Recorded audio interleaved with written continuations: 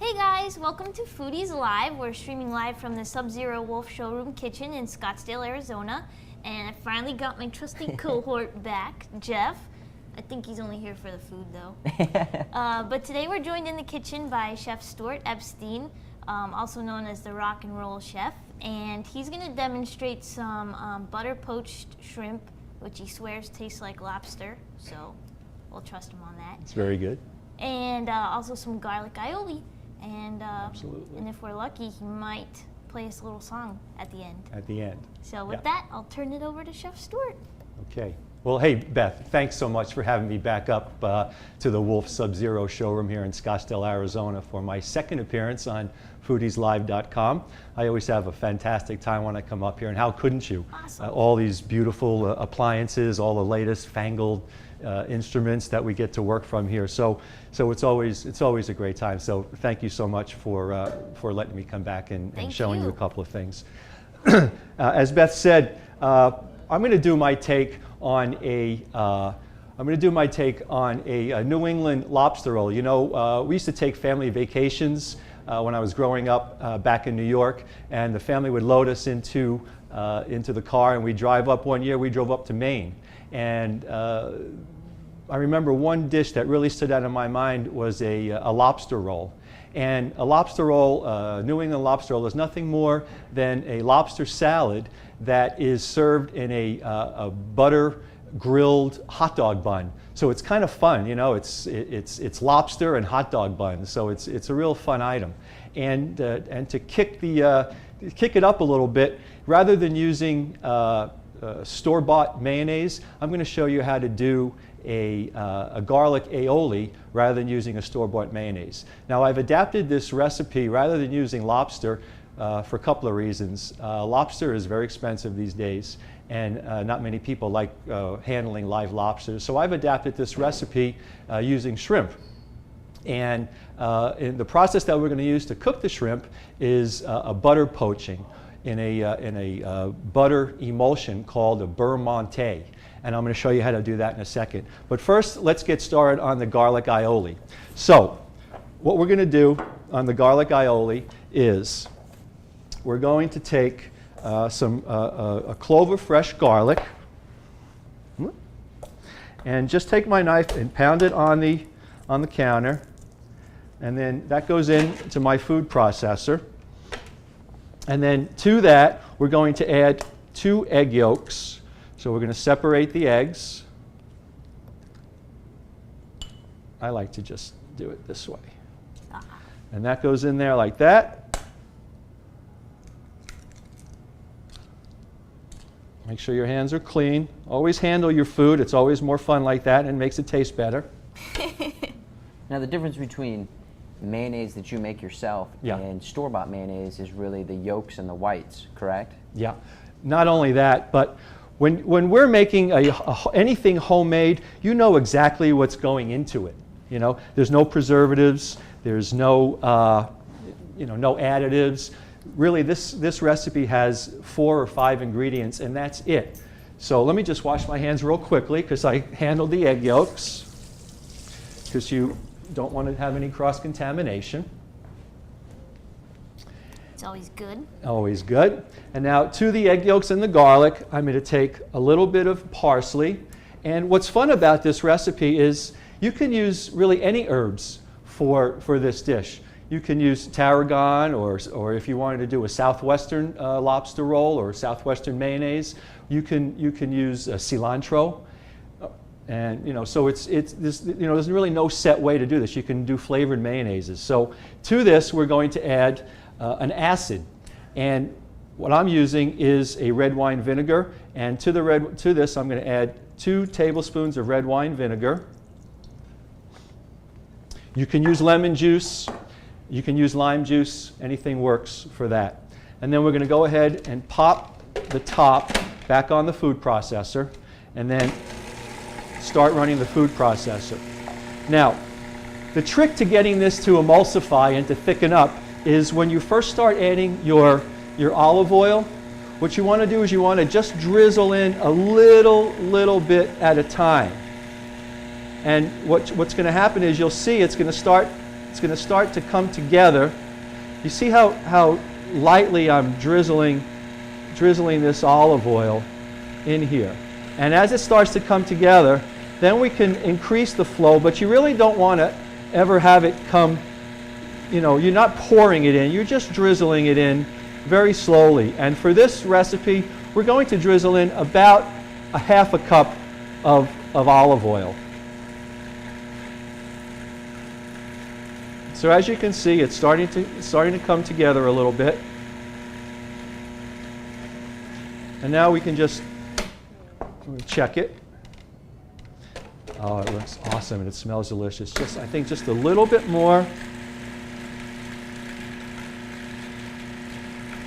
Chef, it seems like there's a misconception that aioli has mayo in it, but is that ever the case? No, you're making an aioli.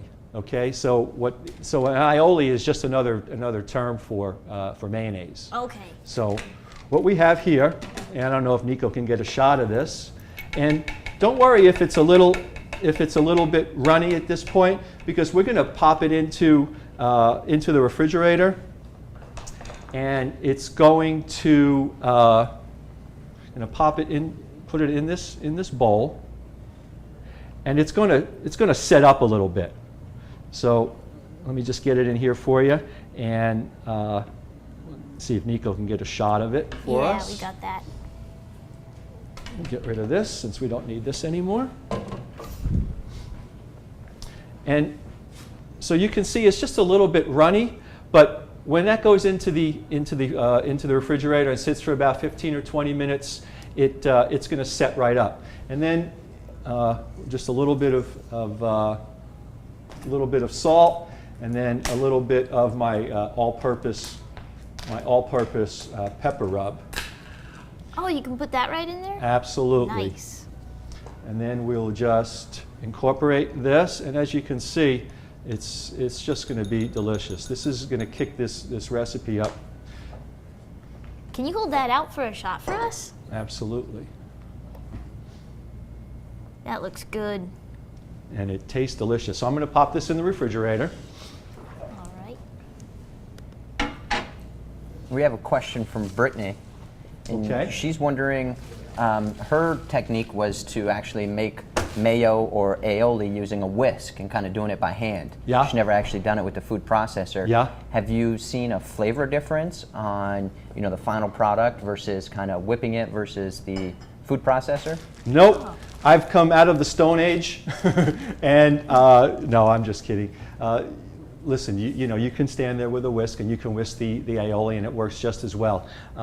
For my purposes, in a commercial setting, it's always quicker and easier to use tools and machines that have been invented that makes our job in the kitchen a little bit easier. So that's why I use the food processor.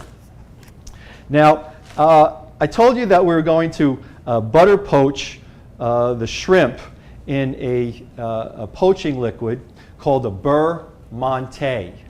And this is a technique that I picked up from a chef named Thomas Keller when he has a restaurant in Napa Valley called the French Laundry. And at one point it was billed as one of the best restaurants in the world. So I think anything that's good enough for Thomas Keller is going to be good enough for me. So Are you guys pals? no, we met. I did go in the kitchen after dinner. We had just a marvelous dinner up in his restaurant. I bet. And after dinner, we requested to go back in the kitchen, and he signed the menu for us, and we have it framed in our house. So I did get to meet him, and we talked a little while. But you can imagine the kitchen back there is extremely busy, doing dinner service. So we did get to meet him. Now, let's talk about this process of getting a butter poaching liquid. So in this saucepan, I have 2 tablespoons of water, and you can see that right there. Now, what I'm going to do is I'm going to heat this. I'm going to put some heat on this, a high heat, and then when I see this water start to boil, then I'm going to start incorporating about a stick of butter into the water, and that's going to form an emulsion. Most people, when they, the difference being that when you just put butter in a pan and you melt the butter, the solids go to the bottom and the butter kind of separates. This is going to make an emulsion that is going to suspend, and it almost makes like a butter sauce, and then it'll cook these beautiful shrimp in a matter of about 3 or 4 or 5 minutes. Oh, wow. And what happens is the butter flavor gets infused into the shrimp because it's just sitting there poaching. We're not boiling it at all. We're just going to poach it in this liquid. So as you can see, Nick, I don't know if you can get a shot of that. The water has started to boil, and to this water, we're just going to start. I'm going to lower the heat a little bit because we don't want it to boil, because if it boils, it separates. And then I'm just going to start whisking in some butter at this point. And once one pat of butter has dissolved and melted, then we're going to go ahead and add the next one. And as you can see, we're a little too low there. There we go. I'm just going to keep adding the butter, 1 pat at a time, until we get a nice emulsion going, and then we can pop these shrimp in. Now I'm using, I don't know if you know how shrimp are sized, but you can get, like, I'm using 13 to 15 size shrimp, which means that there are 13 to 15 shrimp per pound. Now, the smaller the number, this sounds funny, but the smaller the number, the larger the shrimp. If you just think of it, if there were 2 shrimp per pound, the shrimp is going to be larger than if there were 50 shrimp per pound. So I'm using 13, 15 shrimp. And as you can see, this emulsion is starting to come together right now. Now, it's a little hot. We want to just bring it down a little bit. We really don't want it to boil because then it'll separate. Chef, what is the difference between you said it's a beurre Monte? Yes. And like a beurre blanc? Are they the A same? beurre blanc is a butter sauce made with different types of herbs, and cream can be added at the end. But this beurre Monte is it's not really a sauce. It's more used for cooking. They at the French Laundry, I believe they use this sauce to hold meats in once they're cooked. So now one good thing about this sauce is that I could add 1 stick of butter to this, or I could add 10 pounds of butter to this. But as long as you add that little water, it doesn't matter how much butter you add to it, it'll always sit there and I'm having a little trouble here. So, okay, so we don't want really that. Now you see how beautiful that's become? I'm taking it off the heat because I don't want it to boil. So now what we do is we're going to take, I have some 13, 15 shrimp. Turn that down a little bit. And I'm just going to take the shells off. And these shrimp have been cleaned. It's got a little bit of a vein, so we'll just take that out. And these go right into the butter. And you'll see in about 2 to 3 minutes, the shrimp will start turning a bright red color. And what's happening now is that the butter is kind of infusing into the shrimp, and it's really making the shrimp almost kind of taste like lobster. So that's why we're using this process for this recipe. Chef, we have another question from the chat room. Yeah? Chris wanted to know really what the definition of poaching is. Cooking at a low heat, and see, we don't want this to boil. So we just want it to kind of sit there, and it's cooking in a liquid in a low heat. Okay. A lot of fish recipes are poached. I've heard people poaching salmon in their dishwasher, which is always a fun thing. So these have only been in here a couple of minutes now, and as you can see, they're starting to turn. If Miko can get a shot of this, these shrimp are starting to turn bright red. And this is a much better way to cook these shrimp for this recipe rather than just boiling them, because it's going to add, now this is actually getting a little hot. You want to try to keep it, the butter below 190 degrees. And if you keep it below 190 degrees, it's just going to kind of sit there. But I'm having a little trouble controlling the heat here. But nevertheless, it's still going to work. And this only takes a couple of minutes. Looks good. Yeah. And I always use unsalted butter, so maybe we'll take a little salt and add some salt in it. So let's set this aside right now. Now, for the next step in this dish, we're going to show you some knife skills here. You can make we're going to make a shrimp salad. Okay, pretty much is what we're going to do. And I'm going to just make it in the traditional fashion, where we're going to use some cucumber, we're going to use some green onions, and some celery. And then the traditional pairing, or the classic pairing for lobster, is tarragon. So I'm going to use tarragon for this dish as well. So I've got one rib of celery. I'll take some tarragon out here. Now, there are some viewers that aren't familiar with the flavor of tarragon. Could you help kind of demystify tarragon it for them? Is almost like a licorice flavor. And actually, it smells like licorice. Oh. And it's just a classic pairing with lobster. And since we're preparing this shrimp to taste like lobster, that's what we're hopefully going to get to taste like. So let's talk about some knife skills here real quickly.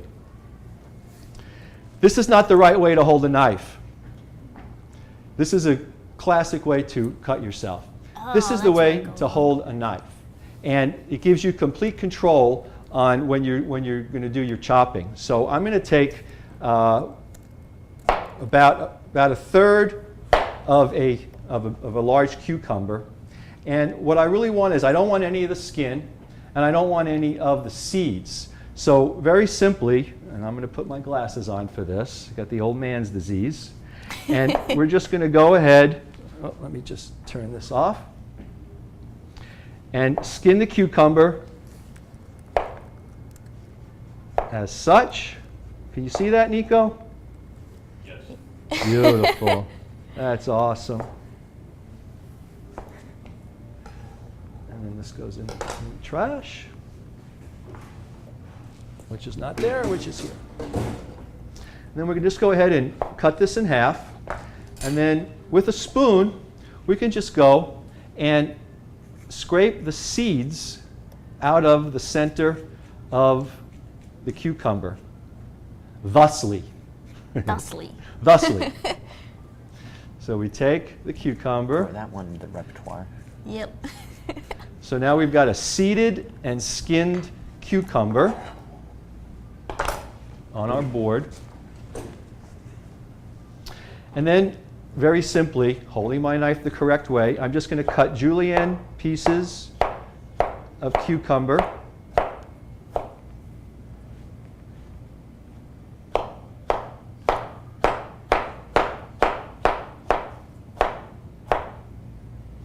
And then we're going to go right across this way and just do some beautiful little small dice. And if you notice, I keep my fingers back while we're using the knife. You always want to use your knuckles as a guide. And then we have this beautiful seeded and peeled cucumber all diced up. So see how easy that works? You make it look so easy. Well, years of practice. So that goes there. And now, like I say, we were going to use one rib of celery. And the way I like to do it is I'm going to take and cut in the diagonal julienne slices of the celery. And the celery has been washed and cleaned. And then again, crossways this way.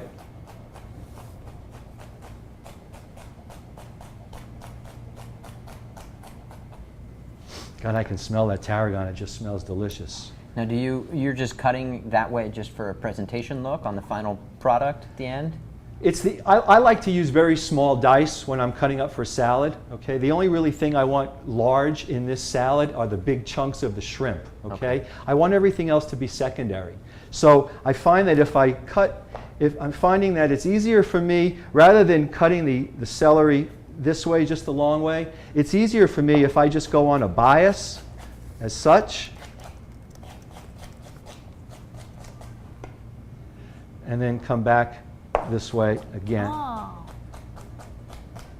And you see how nice and uniform and even these pieces are? I mean, they're very small. I don't know if you can get a shot of that or Thusly, not. But we have Thusly. this product. very small, okay? So we will add this to the mix. The last vegetable I'm going to add to this are a couple of spring onions. And some people call them scallions, some people call them green onions. But what we have is, I've trimmed them up and trimmed the green parts off, and we're really just going to use the light green and the white part. And rather than just cut these, we're going to go ahead and just cut this in half, so it brings the pieces down a little bit. And then again, holding your knife as such, we're going this way.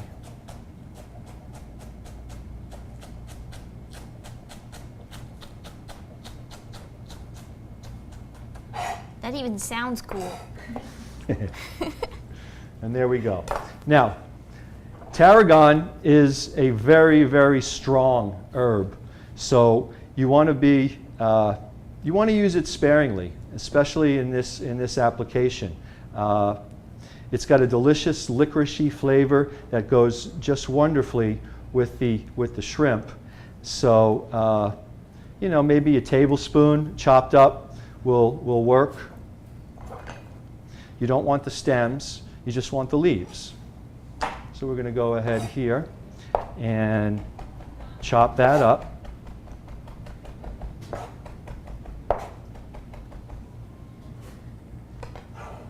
Chef, we have a question from Jerry.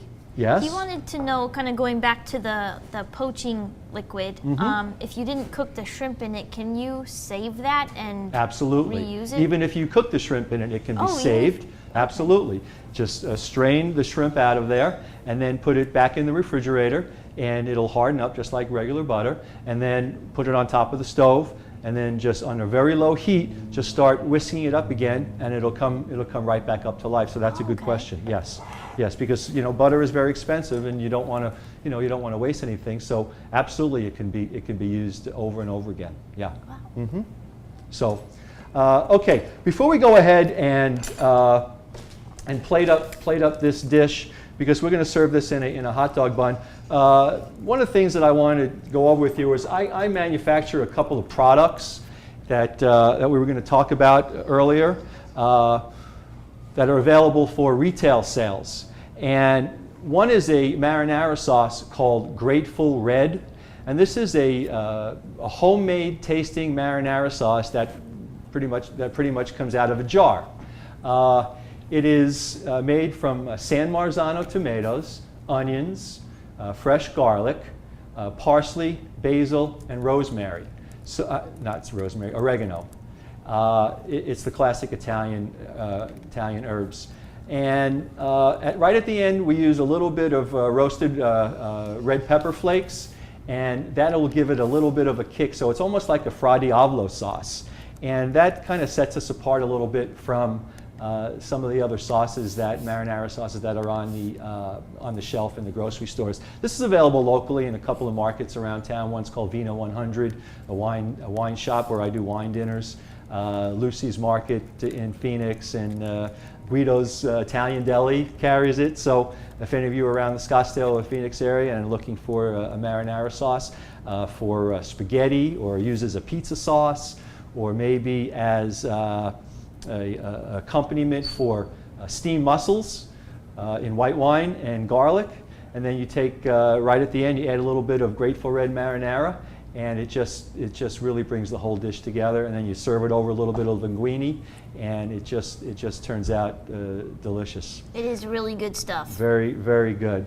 The next products that we do here in Arizona, I do a couple of rubs. One's an all-purpose rub, and it's a mixture of a bunch of different types of peppers and seasoning salts and garlic powders and things like that. And I pretty much use this exclusively in the kitchen for seasoning whenever I cook anything, chicken, fish, beef. I also even use it when we're cooking eggs or something like that. So this is an all-purpose rub.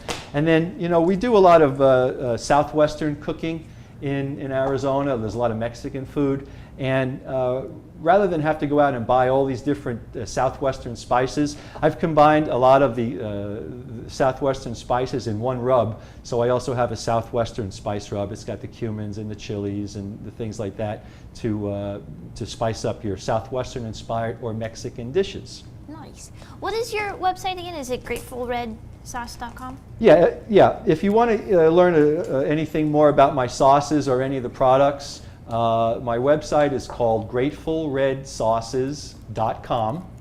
And if you'd like to send me an email, it's Chef Stuart, that's S-T-U-A-R-T, at gratefulredsauces.com. Only nice emails, though. Only nice emails, yes.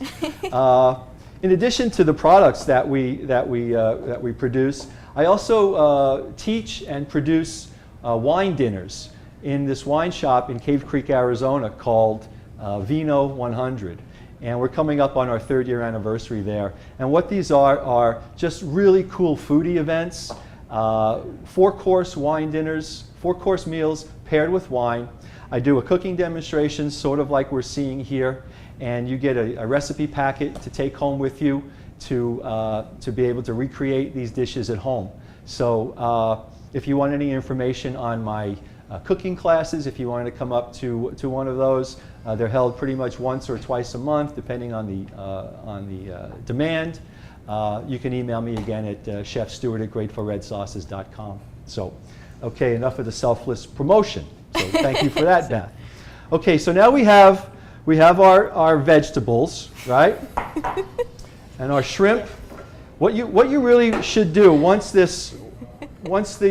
shrimp are cooked, what we want to do is take them out of the poaching liquid, and these really should sit in the refrigerator for about 45 minutes before we add them to the vegetables.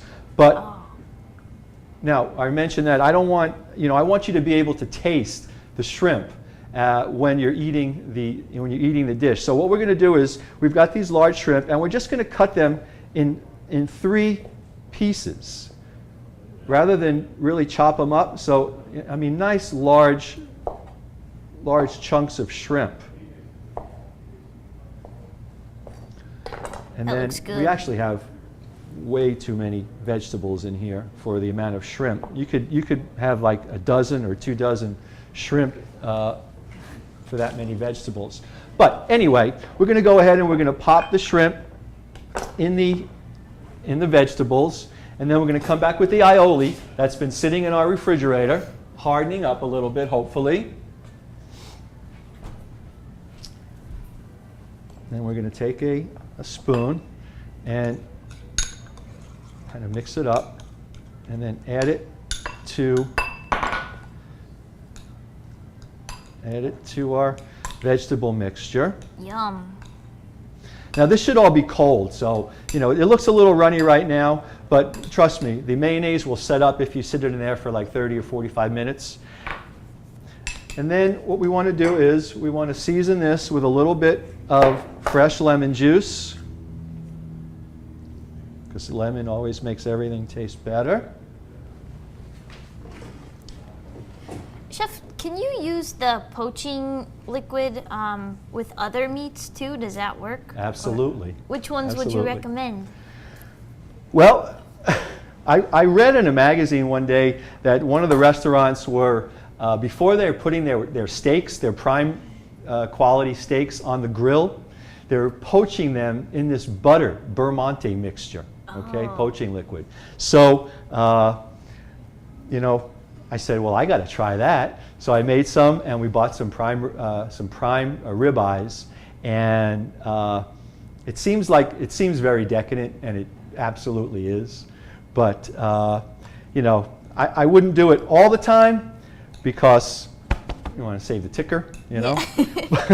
And we do use a lot of butter in this recipe, but you know, if you don't use it every day and you just want to splurge a little bit, you know, this is a perfect application for that. So yeah, in fact, at the French Laundry, they use the Bermonte poaching emulsion to hold meats in after they've been cooked, which, you know, is just fascinating to me. So, okay, now the final, let me put this on the side here.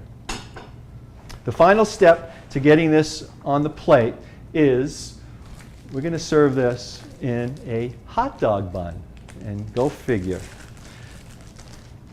Now, in New England, they have these giant hot dog buns that are, rather than having the slit on the side, the slit is on the top. They're cut on top. Oh. And they don't have any of this portion that is baked on the sides. The sides of the buns in traditional New England roll look like the inside of this. Okay, they don't have this browning. Okay, but what we're going to do is we're going to just melt a little bit of butter, a little bit of butter into this pan, and not much, but we just want to crisp up this bun. And in the traditional New England roll, they're toasting the sides of the bun. But because we have, you know, this here, we're going to just open it up and then melt the butter on the pan. Paula Dean would be very pleased with us today. What would? Paula Dean. Paula Dean. She used a lot of butter? Yep. Yup. We can deep fry that. We can deep fry that, can't we? Okay, so I've got this up fairly high. Get that butter going. And then this is just going to go right down on that. And it's going to take just 30 seconds or so to get this bun toasted. Nice.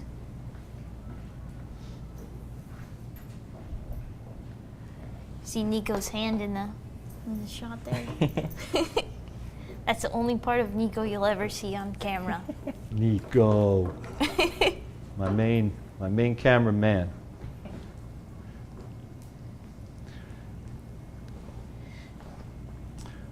So are there any places in Arizona that you can find the traditional rolls? I really haven't found any yet. You can find them on the internet, but you know, you have to buy about 500 of them. Oh. So I don't need 500 New England hot dog buns. No. But these work, you know, these work perfectly for home use, and it just, you know, it softens the bun up, and it just makes it taste, you know, just awesome, especially, you know, the butter toasting. Okay, now you see how that's kind of nice and toasted right there? That's kind of what we're looking for. So then I'm going to just put this on the plate. And I already made up one that's all nice and chilled, and I'll give you an idea of, you know, what it looks like when the poaching or when the aioli has kind of hardened up a little bit, or set, as they say. And what we want to do is we want to take and just really fill this up to the brim. So when this comes out to the table, your guests are just going to freak out. Explode with shrimp. Fill it with shrimp. And kind of that's shrimp explosion. That's where we are. And then you want to kind of serve this with some fresh lemon wedges.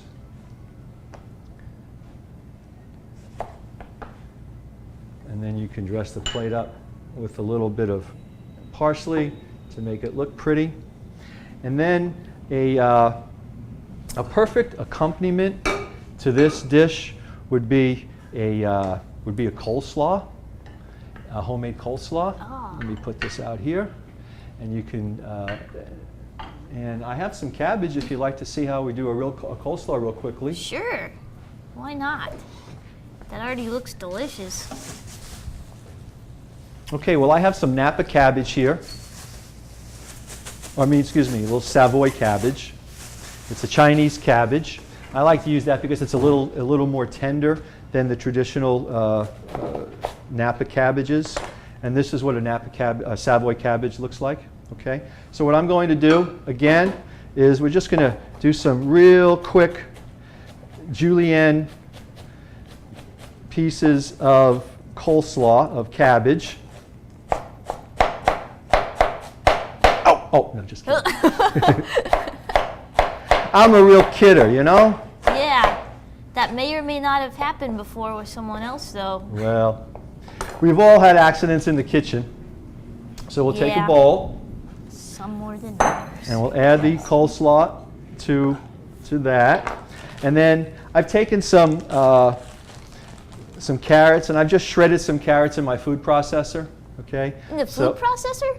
Yeah, there's an attachment that fits on the top of it that has a wheel on top, and it just spins around, and you just push the carrots in, and then the carrots come out that way. Nice. Okay? It's a shredding wheel.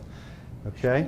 So I'd like, you can add you can get creative with this. You can do roasted red peppers. You can, really put anything in your coleslaw you like, but, you can use chilies or, like I say, roasted red peppers. But, I happen to like just the classic, I don't even like to put onions in my coleslaw. So we're just using the cabbage and the carrots. And then, since we already have the aioli together, we might as well not let it go to waste. And we'll add a little bit of the aioli into here. And then a little bit of the red wine vinegar. And not too much, just a little bit. And then a little bit of sugar. And then a little bit of salt. And why don't we do a little Southwestern version of this. And I'll use my Southwestern rub. Now you're just getting crazy. And that'll go there. And then we're just going to mix this up as such. And, in an ideal world, you can let this sit for, I don't know, about 15 or 20 minutes to let the flavors blend. But at this point, we're just going to, put this on the plate right here. And there you go.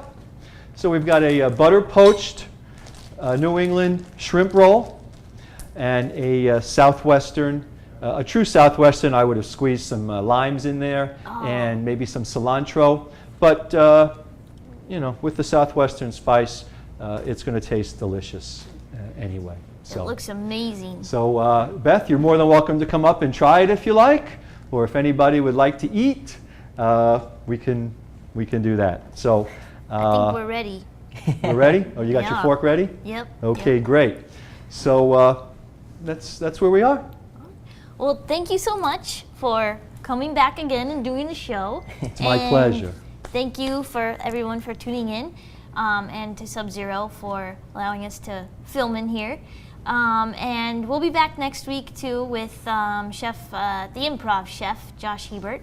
And he's going to show some kind of summery type dishes with some corn. But Chef Stuart is going to take the show out with a nice little tune. So we'll let him get his guitar there and set up. Since I am the rock and roll chef, and Grateful Red sauce may explain the tie-dyed chef's coat and answer a few of your questions.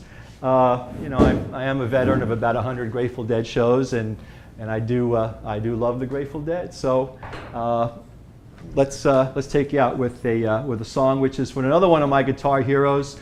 It's a song by the Reverend Gary Davis, and it's done by Jorma Kaukonen from Hot Tuna, which is Hesitation Blues. So I'm going to just do a couple of bars of that.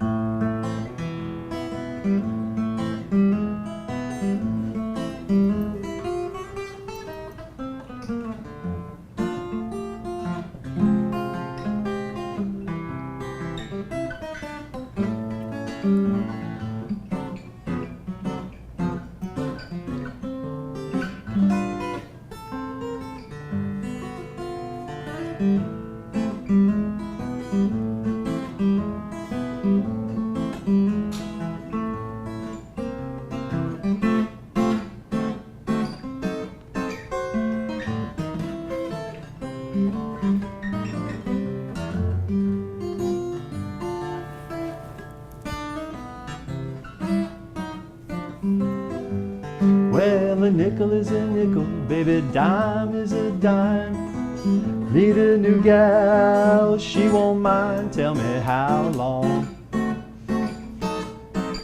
do I have to wait?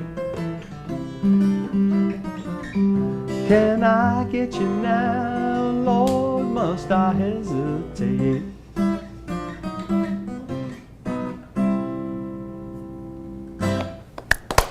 Well, that's it, Beth. Thank you so much for having me up again. I just had a ball, and I hope to see you again very soon. Oh, well, thank you. Thanks so much. You're awesome. Is that it? That's a little out of your league, don't you think? The whole salmon. You do have a backup plan, though, right? You know, like catering. Do they even like fish?